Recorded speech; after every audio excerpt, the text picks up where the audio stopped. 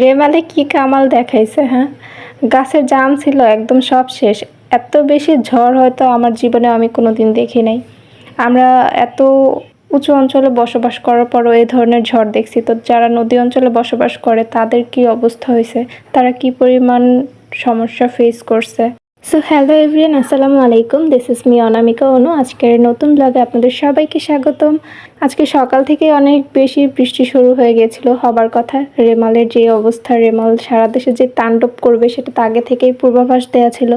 তো বৃষ্টি হবে আর বাজ পড়বে না, এই ধরনের বৃষ্টিতে ভিজতে অনেক বেশি মজা। যদিও আমি অনেক বছর পর আবার বৃষ্টিতে ভিজতে পেরেছি। আমার ঠান্ডার সমস্যা আছে, একটু ঠান্ডা লাগলেই টনসিল ফুলে যায়। সে কারণে আমি কখনোই বৃষ্টিতে ভিজতে পারি না। তো অনেক বেশি ভয়ে ভয়ে বের হয়েছিলাম। প্রথমে একটু পা দিয়ে শুরু করেছি, তো আম্মু যখন ধমক দিচ্ছিল যে ঘরে যাও ঘরে যাও, দেন একটু সাহস করে বলেছে যে আম্মু আজকের বৃষ্টিটাতে একটু ভিজি। ভাই, মায়েরা তো সন্তানের ভালোর জন্য সব কিছুই করবে, তো আমাকে আম্মু ভিজতেই দিবে না। তারপর অনেক জোর জবরদস্তি করার পর আস্তে আস্তে বের হয়ে গিয়েছিলাম যে আম্মু একটু ভিডিও করি, একটু পায়ের ভিডিও করি, তারপর ঘরে চলে আসবো। তারপর আস্তে আস্তে একদম বের হয়ে গেছি বৃষ্টিতে ভেজার জন্য। তারপরও একটা ছোট ছাতা নিয়ে বের হয়েছি যাতে আমার মাথায় বৃষ্টিটা না পড়ে। ছাতা পরে আবার ফেলে দিয়েছি, কারণ আমি বৃষ্টিতে ভিজবো আর ছাতা নিয়ে ভিজবো, এটা কি হয়? অনেক বছর পর বৃষ্টিতে ভিজছি, অন্যরকম একটা আনন্দ লাগছে।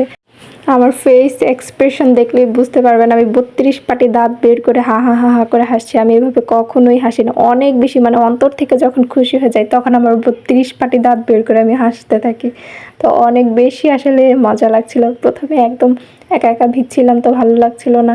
আর এটা কিন্তু একদম দুপুরের সময়, যদিও সকাল থেকে বৃষ্টি হয়েছে। সকাল থেকে আমি শুধু ঘ্যান ঘ্যান করেছি আম্মু যে একটু একটু ভিজি আম্মু একটু ভিজি, বাট দেয়নি। দেন গোসলের সময় বলছে যে 5 মিনিট জাস্ট গোসলের আগে ভিজে দেন চলে আসবো।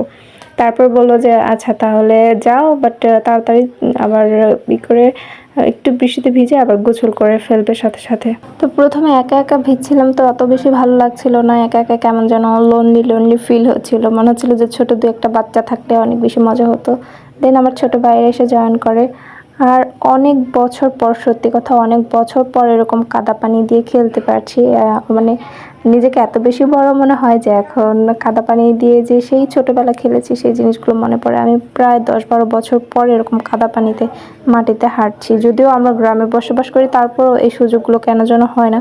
দেখেন, আমি কিন্তু একা ভিজিনি, এখানে কত বড় বড় মানুষের সাথে ভিজেছে।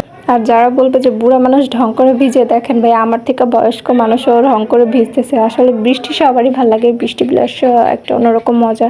এগুলো যারা ফিল করে তারা একদম নেচার লাভার অবশ্যই। তো আমি এখন অনেক বেশি প্রকৃতিতে সময় কাটাতে ভালো লাগে, তো আমার এইসব জিনিস অনেক বেশি ভালো লাগে, এটাই স্বাভাবিক। আর ওনারা যখন বাইরে এসেছিলো, তো আমি একা মেয়ে মানুষ, বাইরে থাকা ভালো লাগেনি, মনে হলো যে ঘরে চলে যাই। তো আম্মু ডাকছিল যে ঘরে চলে এসো এবার। আর বাইরে এত বেশি ঝড় শুরু হয়ে গেছে তখন। দেখেন, আমাদের গাছের আম কুড়াতে অনেক মানুষ চলে এসেছে, তো আমি আর তখন গোসল সেরে ফেলিনি। যেহেতু অনেক মানুষ চলে এসেছিলো আম কুড়াতে, ভাবলাম যে আমিও আম কুড়িয়ে দেন গোসল সেরে ফেলবো। প্রচুর ঝড় হয়েছে, আমার জীবনে আমি হয়তো এরকম ঝড় আর দেখিনি। আর দেখলেও অনেক ছোটোবেলা, আম্মু বলে যে এর থেকেও ভালো ঝড় হয়েছে ছোটোবেলায় আমরা যখন ছোট ছিলাম। তো সেসব জিনিস আমাদের হয়তো মনে নেই দেখে। আর এই ঝড়ে যা হয়েছে আর কি, একদম গাছের আম সব পড়ে একদম শেষ হয়ে গেছে। এত বেশি ঝড় ছিল যে গাছের আম যা ছিল সবই পড়ে গেছে একদম। একা আমাদের গাছে না, সবার গাছের আমি মোটামুটি শেষ। তো গোসল করার পরে দেখেন, এই যে শ্যামলা মানুষ হলে একটা সমস্যা, এক সময় দেখা যায় কালো, এক সময় দেখা যায় ফর্সা, আবার এক সময় দেখা যায় যে আমার স্কিন কালার যেটা ন্যাচারাল সেরকম আসে। বাট আমি কিন্তু এরকম ফর্সা না ভাই, আমি একদম শ্যামলা টাইপের মানুষ। মাঝে মাঝে স্কিন কালার পরিবর্তন হয়ে কালো সাদা হয়ে যায়। তো বৃষ্টি হবে খিচুড়ি হবে না, এটা তো একদমই ভুল কথা। আর এত বড় একটা পাতিল নিয়েছে আম্মু, সারাদিনের জন্য রান্না করছে। বলছিল যে বারবার বৃষ্টিতে কে রান্না করতে যাবে, তো একবারে মাটির চুলায় বড় একটা পাতিল বসে রান্না শুরু করে দিয়েছে। তো প্রথমে ভাবলো যে সবজি খিচুড়ি রান্না করবে, আর আলাদা করে মুরগির মাংস রান্না করবে। দেন একেবারে সব কিছু দিয়ে একদম খিচুড়ি ভুনা ভুনা, মোটামুটি ভুনা টাইপের একটা খিচুড়ি করে রান্না করেছিল। বাট বৃষ্টির টাইমে যে কোনো খিচুড়ি হলেই অনেক বেশি মজা লাগে। আর আমি খিচুড়ি লাভার। আমার যে কোনো পাতলা হোক ভুনা হোক যে কোনো খিচুড়ি হলেই হয়ে যায়।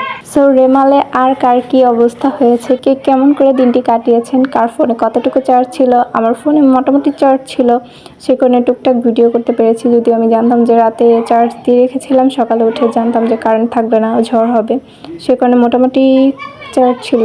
সেই দিনটা মোটামুটি ভালো গেছে, কিন্তু পরদিন থেকে মোবাইলের একদম চার্জ নেই।